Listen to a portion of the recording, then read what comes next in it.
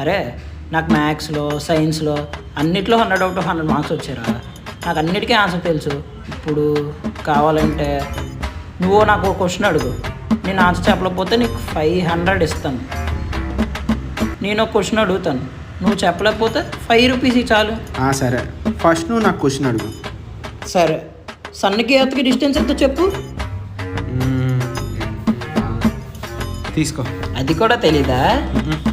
146.37 million kilometres రా. ఓహో.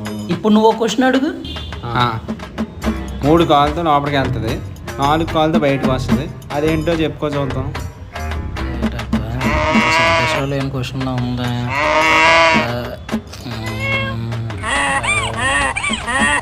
తీసుకో.